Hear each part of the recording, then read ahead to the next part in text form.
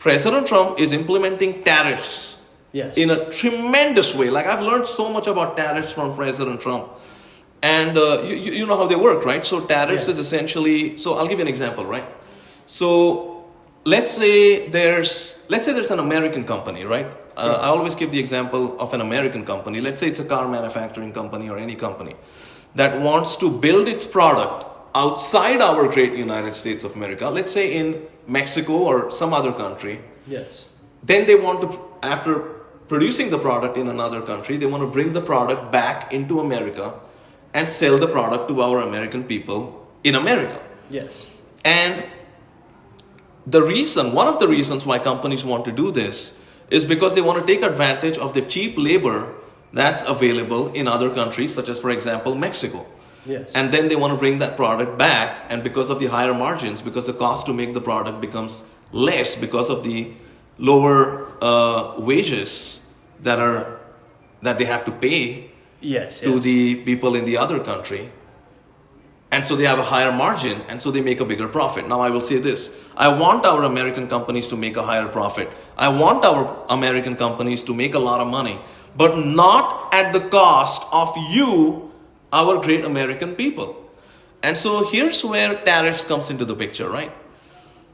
I will say this, if I become the 48th president of the United States of America, I will say this, wherever practical, I will say this to the company that wants to build its product outside America and bring it back into our country. I will say, if you build the product outside our country and bring it back, there will be a 10% tariff, which is like a tax, 20% tariff, 50% tariff, 100% tariff, 1000% tariff on the product that you bring from outside our country into our United States of America. And so, look, I believe in low taxes and limited government, but it's different when it comes to tariffs, because now you're taxing the company.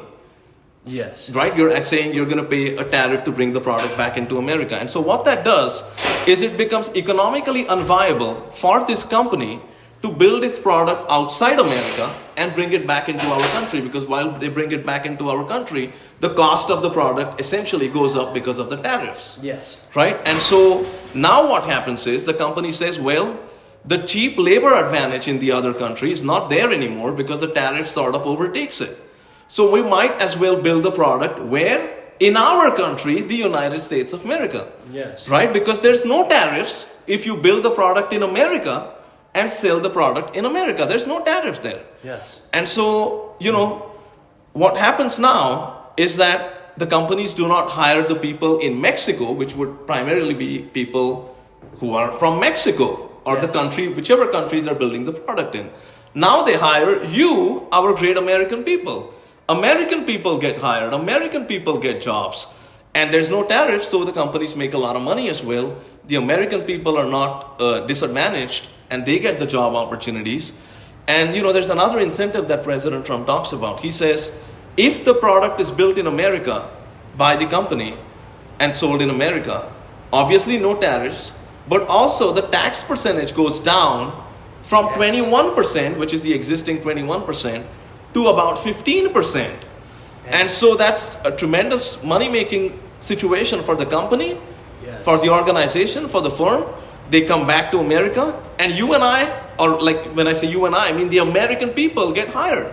And so it's a win-win. And so under Joe Biden and Kamala Harris, they did not have the intellect or really the love for country to implement tariffs in this way. And the economy was failing, and in some places the price of gas was like $8, $9, especially in California. And so we're bringing it back, and President Trump is bringing it back in a great way. And so that's sort of my position on our country making a tremendous comeback under the leadership of President Trump.